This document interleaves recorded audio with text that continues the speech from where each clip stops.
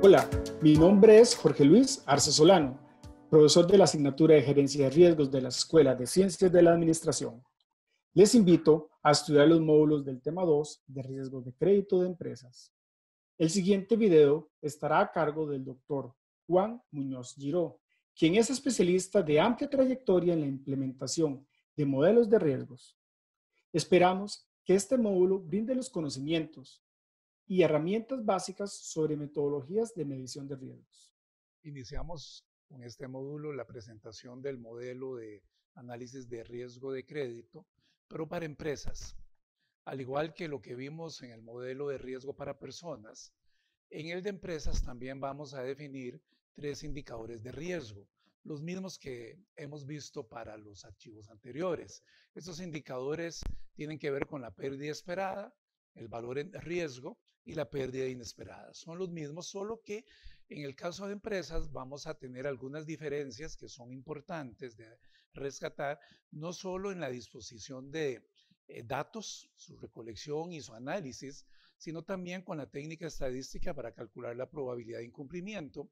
Y cuando lleguemos al cálculo del valor en riesgo, nos vamos a dar cuenta que hay algunas diferencias de peso, porque precisamente se trata de una empresa la que va a ser analizada, y la empresa pues tiene condiciones y características muy diferentes al comportamiento de pago de las personas.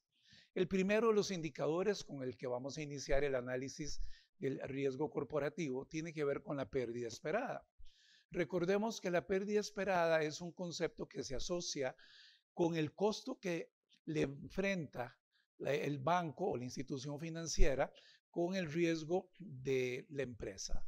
Básicamente es un costo que de alguna forma tiene que ser asumido por la empresa vía tasa de interés o en su defecto que podría ser también asumido por el banco, pero en ese caso pues tendríamos una menor rentabilidad. También la pérdida esperada hace referencia al concepto de estimación por deterioro de la cartera de crédito, concepto que se va a comenzar a aplicar formalmente en el año 2020, cuando comience a regir la norma internacional de información financiera número 9. Para el cálculo de la pérdida esperada, al igual que lo que hicimos con el archivo de personas, necesitamos 4 tipos de datos. El primero de ellos, que ustedes lo pueden ver en la columna B, es la exposición de crédito. Ese es el saldo que adeuda la empresa con las operaciones de crédito que tiene con la institución.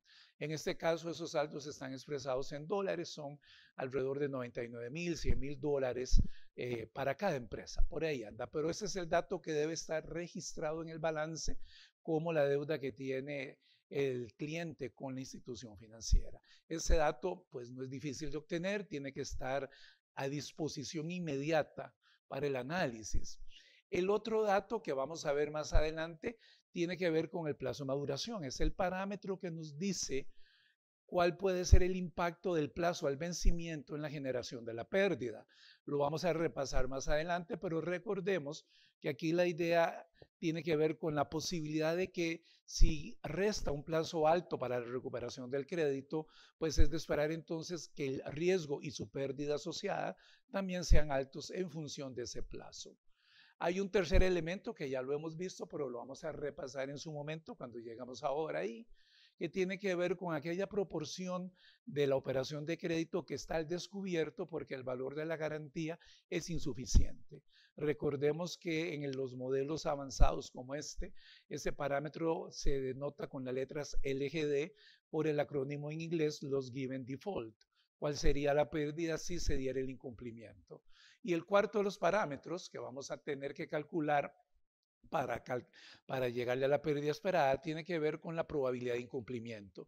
Y en este caso, de la probabilidad de incumplimiento es donde vamos a ver dentro de unos minutos la primera diferencia con el cálculo de la probabilidad de incumplimiento de carteras masivas o de personas. Para poder calcular esta probabilidad de incumplimiento, debemos aplicar técnicas estadísticas. Y en el caso que nos ocupa de empresas, ya no es posible aplicar la regresión binaria logística como la hemos visto en el cálculo de personas, porque esta técnica estadística requiere más o menos de 1.500 observaciones en adelante para que pueda converger en probabilidad hacia parámetros estimados relativamente estables. Cuando nosotros tenemos que hacer una clasificación, que en este caso el riesgo de crédito es gente buena, gente mala, empresa buena, empresa mala, empresa al día, empresa atrasada, pues vamos a tener poca información. El número de clientes corporativos, el número de empresas en una cartera de crédito difícilmente supera los 1.000. Entonces, si nosotros tenemos pocas observaciones, aplicar la regresión logística binaria no es un procedimiento adecuado. Lo tradicional, lo usual, lo que más se aplica es la técnica de análisis discriminante. Es una técnica muy antigua en la estadística, está de hecho programada en diferentes paquetes de análisis estadístico y es robusta en el sentido de que se puede aplicar con pocos datos. En esta técnica discriminante nosotros vamos a solicitarle a algún paquete estadístico que nos diga cuál es la probabilidad de que una empresa, de acuerdo con sus indicadores, con su comportamiento de pago, pueda llegar a estar atrasada. Entonces, claro, aquí comenzamos con el primero de los ejercicios de gestión de riesgo de crédito. ¿Cuál es la consideración que debemos identificar, determinar, para decidir si un cliente, ya sea una persona o en este caso una empresa, se ve mal o luce bien en cuanto a su capacidad y su comportamiento de pago? En el caso que nos ocupa, en este de empresas, generalmente tenemos pocas empresas en una cartera de crédito y uno podría hacer un ejercicio mucho más profesional, suponiendo que se le puede preguntar al analista de crédito, al ejecutivo de la institución que lleva el caso de la empresa, si la empresa que él analiza la considera en buen estado o la considera con problemas de liquidez o de solvencia. Si tuviéramos un criterio profesional como es, el ejercicio podría ser mucho más enriquecedor en la gestión de crédito. Si lo tuviéramos, uno podría designar como un 0 aquellas empresas en las cuales, para las cuales los ejecutivos de crédito consideran que tienen una solvencia buena, que pueden seguir adelante, que no muestran problemas de liquidez o de utilidades o patrimoniales. Y con un 1 para aquellas empresas que efectivamente estos ejecutivos, analistas de crédito, podrían eventualmente considerar que van a enfrentar problemas. Aquí en este caso, vamos a seguir con la línea de un criterio objetivo, un criterio más o menos masivo, de asignarle un 1 como empresa mala a todas aquellas que tienen 30 días o más de atrasos en el servicio a la deuda, y con un 0 a todas aquellas empresas que se mantienen pagando al día o bien que tienen hasta 29 días de atraso. En el ejercicio de Excel que ustedes tienen al frente, en la columna C está el número de días de atraso que enfrenta cada empresa. Ese es un criterio que nos va a servir para asignar el 0 y el 1 que ustedes pueden ver en la columna D. Un 1 se asigna a aquella empresa que tiene en su servicio de deuda 30 días o más de atrasos, y un 0 para todas las demás, las que están al día y las que tienen hasta 29 días de atraso. Esta designación del 0 y el 1 es vital porque en los métodos estadísticos tenemos que calcular una probabilidad de que la empresa pueda parecerse a un sujeto igual a 0 o a un sujeto igual a 1. En el archivo de Excel esa probabilidad ya está calculada en la columna E.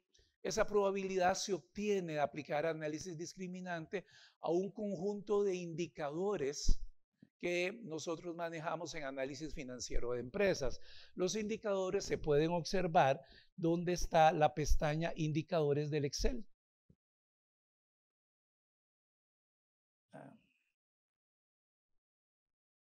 Ahí ya se quedó. Ahí. Siguiendo la clasificación más o menos internacional de indicadores financieros, uno puede determinar 4 tipos de indicadores. Los primeros que ustedes ven son indicadores de liquidez, y eso lo que nos demuestra es generalmente el flujo de caja, la disponibilidad de recursos, con qué fondos cuenta la empresa para pagar sus obligaciones de muy corto plazo. Aquí tenemos 5 de esos indicadores definidos. Ahí está la fórmula, la forma de calcularlos. Pero también tenemos indicadores de solvencia. Los indicadores de solvencia básicamente miden la capacidad o el compromiso patrimonial que puede tener la institución frente a sus acreedores. Entonces, usualmente los indicadores más comunes en el segmento o en el bloque de indicadores de solvencia tienen que ver con el nivel de endeudamiento y este endeudamiento en función de su nivel de patrimonio. Sin embargo, aquí hay que tener un poco de cuidado porque no todos los indicadores nos van a decir si la empresa luce muy comprometida o no. Por ejemplo, si uno estuviera utilizando empresas de construcción o empresas hoteleras, es probable que los indicadores de endeudamiento sean altos, pero no por ello eso quiere decir que eventualmente vayan a quebrar. Igual si estuviéramos trabajando en comercio, uno puede ver en algunos meses del año, especialmente cuando se comienzan a acumular inventarios a partir de agosto a septiembre, donde el endeudamiento de corto plazo aumenta mucho porque los empresarios necesitan comprar inventarios para las fiestas de diciembre, para los regalos de diciembre. Entonces hay que tener mucho cuidado a la hora de decidir de antemano cuál puede ser un nivel peligroso o cuál puede ser un indicador que demuestre realmente riesgo. En este caso, los de solvencia, recordemos, miden la capacidad patrimonial que tiene una empresa para hacerle frente a sus obligaciones. Un tercer bloque de indicadores tienen que ver con los de gestión operativa. Estos indicadores de gestión operativa hacen referencia básicamente a ingresos e egresos, rotación de cuentas por cobrar, rotación de cuentas por pagar, en fin, demuestran la operativa de caja de la institución o de la empresa en este caso. También hay varios que se pueden calcular, algunos serán muy importantes en función del sector de actividad económica en la que se desempeña la empresa. Pero bueno, la idea es tener la mayor cantidad posible de esos indicadores. Y por último, están los indicadores que son de rentabilidad. Aquí tenemos rentabilidades en función del activo, en función del patrimonio, en función de ventas, en función de ingresos. Son los niveles de rentabilidad que se obtienen de las utilidades anualizadas en función de la operativa también de la empresa. Estos 4 segmentos constituyen la base sobre la cual se calcula todo el análisis discriminante y por consiguiente la probabilidad de incumplimiento. Para el ejercicio de este Excel hay una hoja adicional que se llama datos. En datos están todos esos indicadores para el grupo de empresas que estamos analizando en este archivo. Aquí sí hay que llamar la atención en algo y es muy importante tenerlo claro. Las instituciones, las empresas, enfrentan ciclos económicos. Técnicamente, un ciclo económico, el más corto, puede tardar en promedio de 4 a 5 años. Y quisiera que eso lo tengan muy claro, porque en el valor en riesgo vamos a incorporar el efecto del ciclo económico en el cálculo del riesgo inesperado. En Costa Rica, los análisis más recientes nos indican que ese ciclo económico en promedio puede andar en casi 4 años. Es decir, de cuando comienza a acelerarse la tasa de crecimiento de la economía hasta que alcanza un mínimo, pueden pasar hasta 4 años. O bien en algunas economías pueden ser de 4 a 5 años. Entonces, ¿qué es lo que sucede con esto? Que es recomendable que para el cálculo de estos parámetros, de estos indicadores financieros, tengamos 4 años de información financiera. Balances de situación, estados de resultados y calcular los promedios de los indicadores que se puede obtener a partir de cada uno de esos años. Es un ejercicio simple, sencillo. Ahora, si no tenemos 4 años, pues lamentablemente vamos a tener que trabajar con lo que tengamos a mano. Y lo otro también que aquí hay que rescatar es que estos balances de situación, estos estados de resultados para todas las empresas deben estar al mismo día. En este caso puede ser 31 de diciembre a partir del año entrante, porque este año ya cambiamos el cierre fiscal, ya no va a ser 30 de septiembre, sino que vamos a pasarlo al 31 de diciembre del año entrante. Pero lo importante es rescatar la necesidad de que las fechas de información sean las mismas. para todas estas empresas. Esa información que ustedes ven aquí, estos indicadores, además del criterio bueno o malo, se deben llevar a alguna aplicación estadística. En mi caso, yo utilizo un paquete estadístico que se llama SPSS, y ahí podemos trabajar el análisis discriminante en los segmentos de técnicas de clasificación. Si nosotros tenemos esa disponibilidad de cálculo estadístico, o bien para los que les gusta pueden programar en Python o en R, tema que puede ser muy complicado porque el análisis discriminante es complejo matemáticamente, también pueden obtener las probabilidades de incumplimiento. Entonces, por este lado, una vez que tenemos este tipo de información, volvamos al inicio donde están el cálculo de las pérdidas. Y aquí tenemos la probabilidad de incumplimiento que resulta de la aplicación estadística a ese conjunto de indicadores, de datos, junto con el criterio de bueno o malo. Tengo dos columnas, al igual que lo vimos en personas. Una se llama PD original y la otra es la PD que vamos a utilizar en el cálculo. Si ustedes ponen atención, en la PD original hay valores iguales a 0.